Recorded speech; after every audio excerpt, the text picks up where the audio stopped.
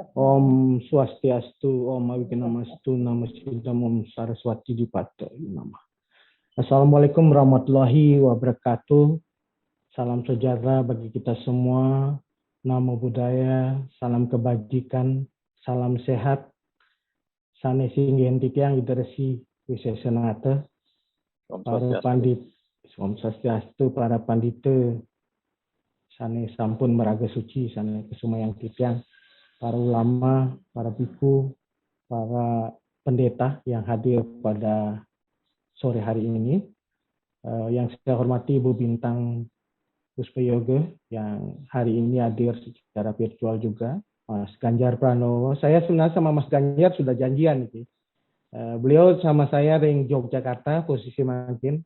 Karena Presiden sedang ada acara di Jogja dan Mas Ganjar juga sedang di Yogyakarta, jadi kami sudah janjian tadi. Entah tadi Pak Ganjar mungkin ada tamu.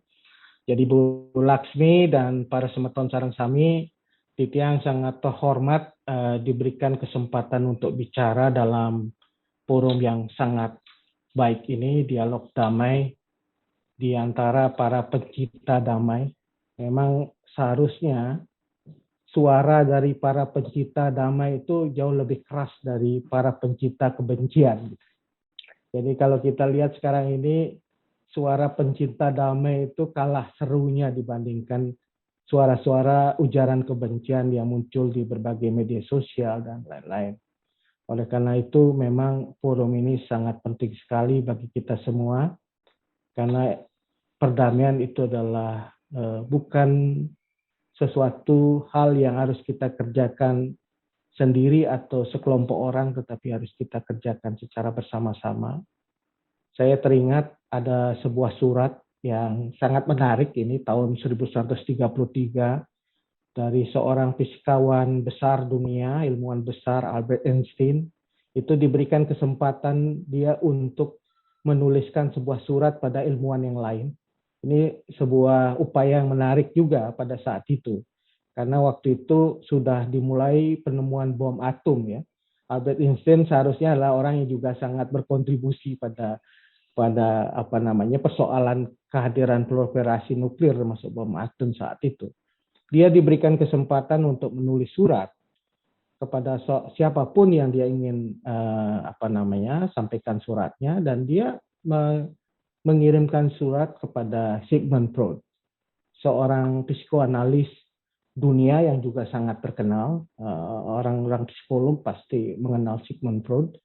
Dan pada saat itu dia mengajukan sejumlah pertanyaan kepada Sigmund Freud. Dan pertanyaan itu dimulai dengan kegelisahan yang dialami oleh Albert Einstein. Dia mengatakan, mengapa manusia ini punya kebiasaan untuk berperang? Ini sesuatu yang menurut saya pertanyaan yang abadi, ya, karena jejak perang ini kan suatu jejak yang sangat historis begitu. Dan pertanyaan ini juga dimunculkan oleh Albert Einstein, walaupun dia seorang fisikawan, tetapi dia punya kepedulian dan juga sensitif terhadap persoalan-persoalan konflik dan peperangan yang terjadi. Dan kita tahu pada konteks tahun itu 1933 sudah dimulai Perang Dunia Pertama, kemudian juga nanti pada tahun 40-an ada Perang Dunia Kedua yang berakhir pada ada bom atom di Nagasaki dan Hiroshima. Itu suatu tragedi besar dunia yang luar biasa. Dan saya kira pertanyaan Albert Einstein itu kemudian dijawab oleh Sigmund Freud. Dan menarik jawaban dari Sigmund Freud itu adalah dia mengatakan pada dasarnya manusia itu ada dua insting. Dia sebut insting kebencian, membenci, merusak atau membunuh atau memusnahkan. Tetapi juga ada insting yang lain, yaitu insting cinta kasih, insting bersatu, insting untuk saling menjaga. Nah, jawaban itu artinya dalam diri manusia itu ada dua potensi yang luar biasa. Saya kira kalau para resi dan juga para pandita sareng sami pasti pawikan ini puniki manusia itu dewaya butaya. Dia bisa menjadi unsur yang mempunyai sifat manusia dewa, tetapi pada saat yang bersamaan juga menjadi buta, yang merusak. Ini adalah dua insting yang muncul secara naluriah, alamiah pada manusia, dan seluruh agama mengakui dua itu. Bahwa ada insting yang bersifat merusak dan ada insting cinta, kasih. Dan agama-agama itu lahir, Bapak Ibu sekalian, memang selalu dimulai dengan ajaran yang sangat penting, itu cinta kasih. Kalau kita melihat Bapak Ibu sekalian, baik di agama Islam, Kristiani, bahkan agama-agama yang kita kenal Hindu, dan kemudian ada Buddha, itu selalu mengajarkan soal konsep cinta kasih sebagai konsep kunci. Di Islam pun, di Kristen maupun di Hindu, itu konsep cinta kasih menjadi sesuatu sangat utama. Bahkan semua orang Hindu itu akan mengakhiri salam itu dengan santih, sesuatu yang sangat penting, yaitu damai. Karena konsep damai itu ternyata juga muncul dalam kata Assalamualaikum, muncul dalam damai cinta kasih yang muncul di dalam konsep Kristiani, dan juga di dalam Buddhism itu juga muncul konsep damai. Nah, Bapak Ibu sekalian, pertanyaannya, walaupun setiap agama mengajarkan damai dan setiap peradaban kita secara naluriah itu mengajarkan cinta kasih, tetapi kenapa kedamaian itu menjadi persoalan serius di antara kita? Itu menurut saya suatu pertanyaan yang reflektif yang harus kita renungkan bersama. Perdamaian itu seolah-olah sesuatu yang jauh atau sesuatu yang sulit diperjuangkan. Padahal itu sesuatu yang inherent dalam pesan-pesan profetik agama-agama yang muncul. Oleh karena itu menurut saya di masa pandemi ini adalah salah satu momentum yang paling penting bagi kita untuk mulat sarira. Karena di masa pandemi ini, karena kita work from home, itu semua dibatasi di rumah, bahkan beribadah pun sekarang ini lebih di rumah, dari rumah begitu. Sehingga spiritualisme dan juga religiusitas di masa pandemi ini menurut saya justru semakin meningkat. Orang takut sekali kena ancaman wabah, sehingga nunasice juga supaya para betara kawitan dan juga leluhur kita melindungi kita semua. Itu kan berarti spiritualisme di masa pandemi itu semakin menguat. Bahkan pandemi itu menurut saya justru meningkatkan spiritualisme dari kita secara personal, walaupun secara masif belum tentu akan muncul itu ya, karena kita mengurangi kerumunan. Jadi religiusitas yang ada sekarang ini tidak bergeser dari yang masif, yang sifatnya upacara, yang tentu saja ekspos yang besar, menjadi sangat spiritual, yang sangat berdimensi personal. Dan menurut saya itu sangat penting sekali kalau kita berbicara tentang pandemi ini, adalah ajang kita untuk berefleksi kembali mulat sarira mengenai bagaimana memperjuangkan perdamaian itu. Saya berkaitan dengan memperjuangkan perdamaian, saya kira ada beberapa hal yang penting yang saya kira kita perlu diskusikan.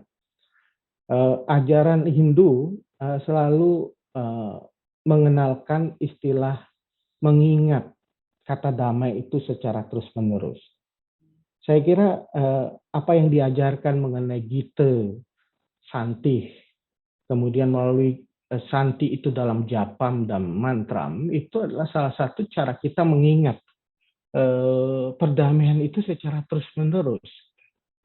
Karena kata damai itu harus sering diucapkan. Kalau kata damai sering diucapkan, itu akan masuk ke dalam kalbu kita, dalam hati kita.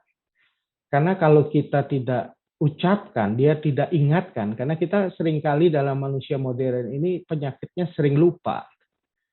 Lupa sesuatu yang menurut kita penting, tapi mengingat selalu yang kita tidak penting. Tapi mengingat yang penting itu adalah santih, itu harus disebutkan atau disuarakan.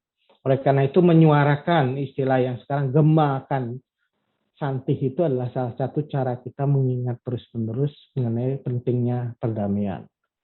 Nah, kenapa perdamaian penting? Tadi Bu Bintang sudah menegaskan, kalau tidak ada perdamaian, kita nggak ada yang namanya kehidupan. Untuk mendapatkan sumber-sumber kehidupan perlu perdamaian. Gimana cara kita untuk mendapatkan sumber kehidupan kalau konflik terjadi? Bapak Ibu sekalian, kalau bisa melihat fenomena terjadi di berbagai negara, negara-negara yang mengalami kegagalan, yang disebut dengan failed state itu, adalah negara-negara yang tidak mampu menjaga perdamaiannya. Kalau perdamaiannya terganggu, maka dia tidak bisa mendapatkan sumber kehidupan. Dia tidak bisa mendapatkan pendapatan, ekonominya tidak bergerak, kehidupan untuk mendapatkan akses pendidikan, kesehatan itu tidak terjadi. Kita bisa lihat di berbagai negara yang mengalami konflik seperti Suriah. Yang terjadi refugees ya, pengungsi yang tidak mendapatkan akses AA dasarnya. Oleh karena itu perdamaian adalah syarat dasar bagi mendapatkan sumber kehidupan. Amerte itu dimulai dengan perdamaian. Gimana cara mendapatkan amerte kalau tidak ada perdamaian? Salah satu amerte itu kita bisa dapat kalau kita bisa mendapatkan fondasi yang dasar yang kita sebut sebagai perdamaian. Itu yang pertama. Yang kedua, perdamaian itu sulit diwujudkan kalau tidak ada literasi dan edukasi. Itu penting sekali. Gimana literasi itu? Kadang-kadang dalam masyarakat yang tidak literasinya rendah, bahkan tidak mempunyai edukasi yang kuat, maka itu akan cepat terjadi proses itu tadi, orang mudah dimobilisasi untuk kebencian, jadi emosinya lebih kuat daripada rasio misalnya. Ya, Bapak Ibu sekalian bisa tahu bahwa orang ketika digerakkan oleh emosional, emosi itu sangat mudah, sentimen-sentimen itu digerakkan, wah itu ada warga kita dibunuh, oh itu dibakar, itu sentimen-sentimen itu kan muncul. Apalagi di media sosial sekarang. Nah, dengan mudah warga kita dan mereka itu dimunculkan. Nah, ketika itu terjadi, maka akan mudah dimobilisasi. Nah, oleh karena itu diperlukan apa yang disebutkan literasi dan edukasi. Kalau masyarakatnya ada literasi, apakah itu literasi digital, ataukah itu literasi yang lain, mempunyai pendidikan yang cukup, maka dia akan bisa menciptakan upaya untuk mengecek informasi itu supaya tidak memunculkan masalah. Bahkan ada upaya untuk mengedepankan rasio dibandingkan akal, ya budi dibandingkan dengan emosional. Karena kita di Hindu tidak hanya soal jenana, tetapi juga wiveka, tetapi juga ada wisdom atau kewicaksanaan. Itu penting sekali di dalam konteks Hindu Bali ya. Wicaksana itu adalah ketika kita bisa memilih informasi. Jadi kata kunci yang kedua, kunci kita yang kedua adalah literasi. Yang ketiga adalah kita perlu melihat pelembagaan sistem yang lebih membangun perdamaian. Karena apa? Karena seringkali persoalan kita ketidakadilan itu terjadi. Diskriminasi terjadi, ketidaksetaraan itu terjadi. Jadi konflik itu tidak hanya horizontal tetapi vertikal. Oleh karena itu kita perlu melembagakan apa yang disebut dengan sistem ekonomi yang lebih baik, demokrasi yang lebih sehat, kemudian hukum yang adil gitu. Yang terakhir Bapak Ibu sekalian, Titia ingin menyampaikan bahwa kita perlu mendorong dialog perdamaian itu dalam karya, dalam tindakan nyata. Jadi tindakan nyata itu adalah dialog. Jangan menganggap bahwa dialog itu hanya pada bicara. Tidak. Dialog itu dalam karya. Oleh karena itu, mari kita bersama-sama, para semeton sarang sami, berbagai macam lintas agama, lintas suku, itu harus berdialog dalam karya. Bagaimana kita menyelesaikan masalah-masalah bersama kemanusiaan kita, menyelesaikan masalah kebangsaan kita. Inggih, wanta asa punika sudah katur, kirang langkung ampuraya, itu yang sinap antuk para mesanti. Om Santi Santi. Om.